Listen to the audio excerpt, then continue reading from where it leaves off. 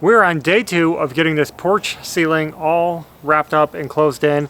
Yesterday, we went ahead, got all the ceiling panels inside the porch finished. Looking good.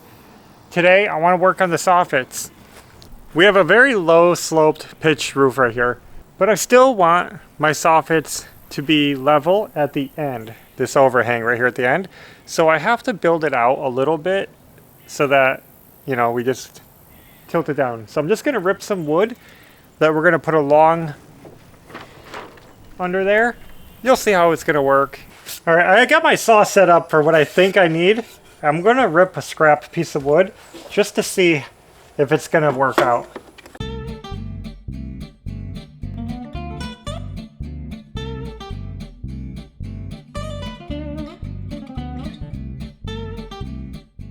Okay, so we beveled this. And I'm hoping that it'll be at the right height. That looks level. That'll probably work. So that worked out okay. Everything looked level across the soffit area, so I'm going to go with that. I basically just beveled it so it could sit right up tight against the ceiling rafters, the roof rafters. So let's rip a couple of boards to go the length of the porch.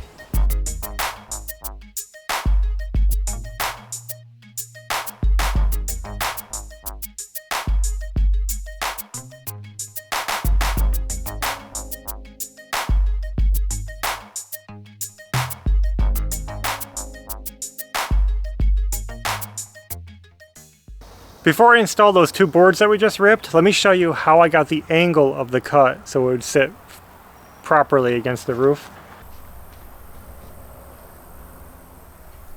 I don't know if it's going to see it up here, but I just took my angle finder and I put it on here. You can see right there, we just put our little angle finder right on the bottom of the rafter, and I can see it's about 5 degrees. So I just beveled my boards to 5 degrees so that when they push up against the rafters, it'll sit properly. Does that make sense?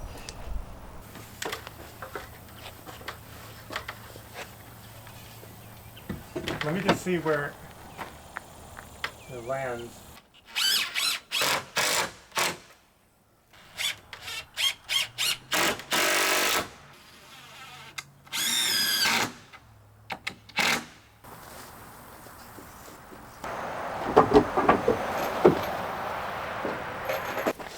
Well, okay, I just made the final touches of this soffit box, which is the filler piece that goes on the end of the bird box. So these will fill in. I'll show you how they're going to work. So you can see right here where our piece goes down, we have to fill in this little triangle. And that's what this is for. It'll just make a flat box on the end.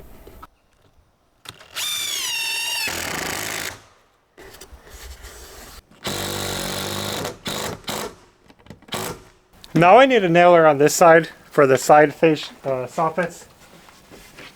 Oh, I keep messing up my words. So this is going to go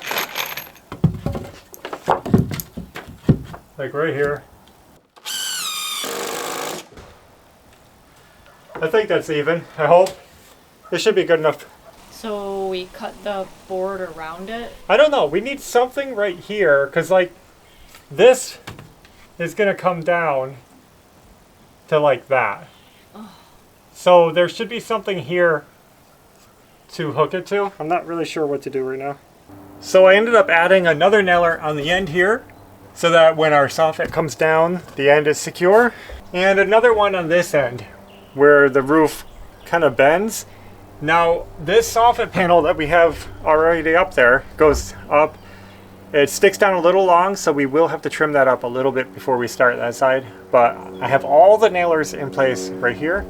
And then, if you can see out here, I went ahead and made more of those triangular wedges, and I attached them every 4 feet so that we had a flat nailer so that when I put my boards up, because I will be using these same panels out here on the soffits, Well, I wanted it every 4 feet where the panel ends. I wanted a solid nailer. So I decided to go ahead and put those in all the way down every 4 feet. I think we're ready to install the outer panels right here.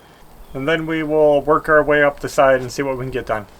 Now, if you watched the previous video when we installed that porch ceiling, you'll know that each panel we had a cutoff. These cutoffs are going to extend down and be our eaves. Since it's just a porch roof and there's no ventilation, we don't have to have vented soffits, so we can close them in with these solid panels and it's going to work just fine. So I'm going to get this cut down to the right size.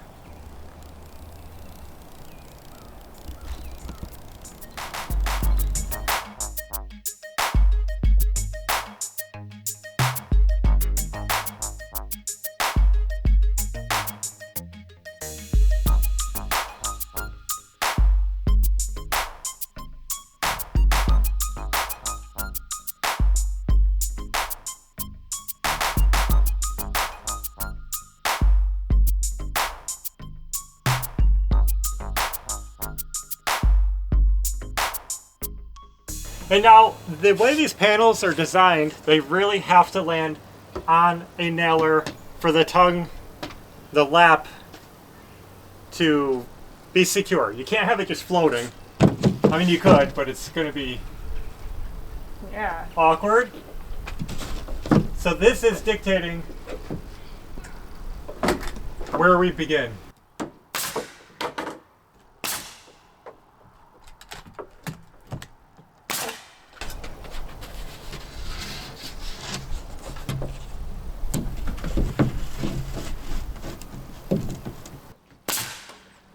Probably going to be close enough. I'll nail it, okay?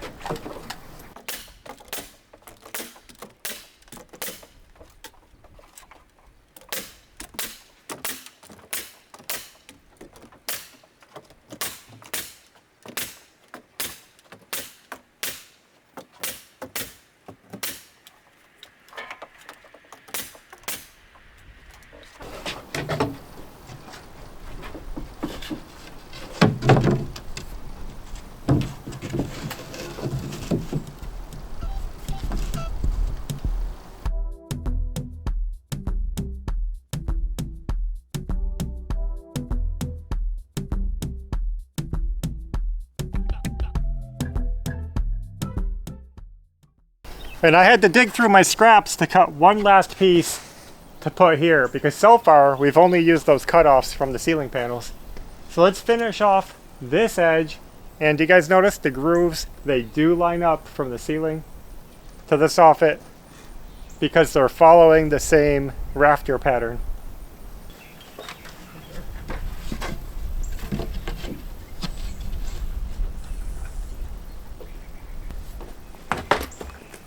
Okay, progress made. Well, down to the nitty gritty. Hopefully this one goes up smoothly. I hope oh, look it. I forgot. I have to notch around this corner. Oh, yeah. Okay, not ready.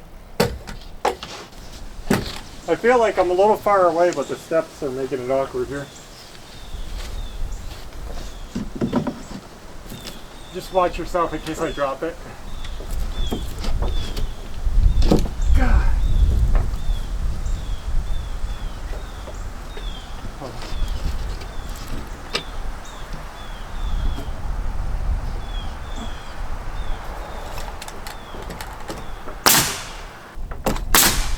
Okay.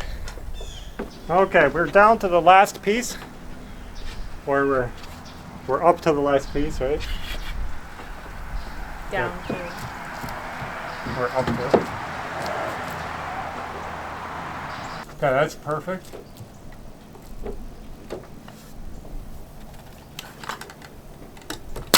Well, I might have just got a little too hasty because I just started nailing that piece up and I remembered that I forgot my nailer. I'm supposed to put blocking in where the two sheets join, and I was about to nail right on the joint and I was thinking, oh no, I don't have any blocking in there.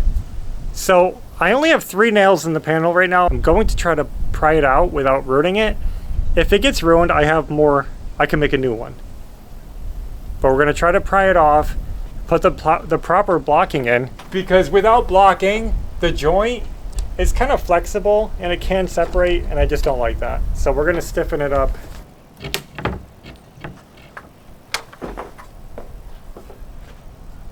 This is the hard one because it's the tongue.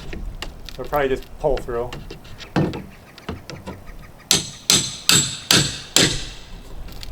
Yep.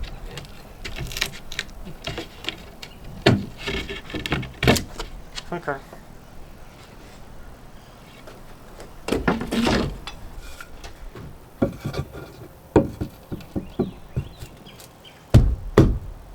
Let me tap it in.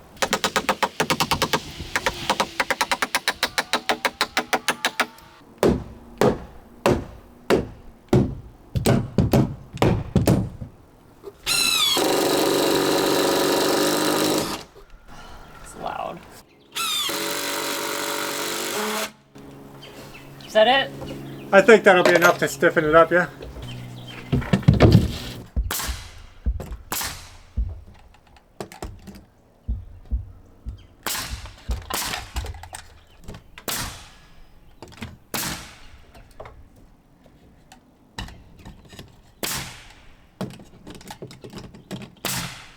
There it is, all done and looking really good. Finally getting finished up. Here it is from the front. You can see that little tiny bird box right here where it hangs down. That's just the style of the house that we want to go for. So there's one more thing that we can do to really finish this off and make it look more complete. And that is the fascia. We happen to have a few pieces of fascia laying around. It's pretty dirty and bent up, but if we can salvage it, I'll start that. Yeah.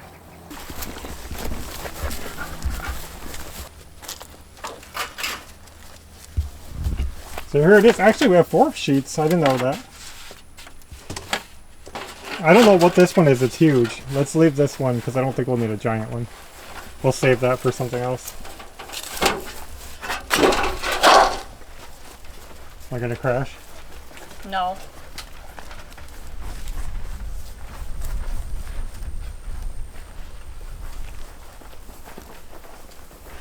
We have to clean them first because they're filthy.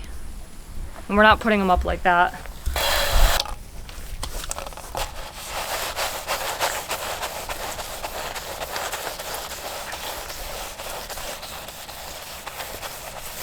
All right, guys.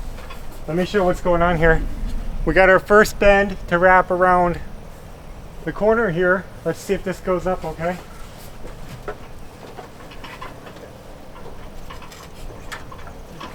It's gonna tuck right under, you know, the drip. Yeah.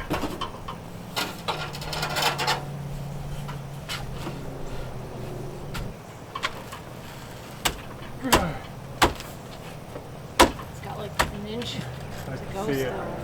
It's gonna be tight because if it's gonna go all the way up. And there's a, hold on a second. What the problem is, there's a sticky thing that comes down from the roof, and it's probably hitting the edge of that.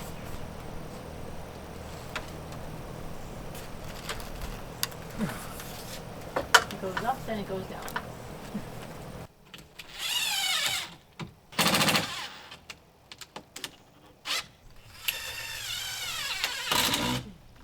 Well guys, the sun is setting behind us. We're out of time. We're gonna get one more piece up to finish the fascia on the front, and then we'll call it quits.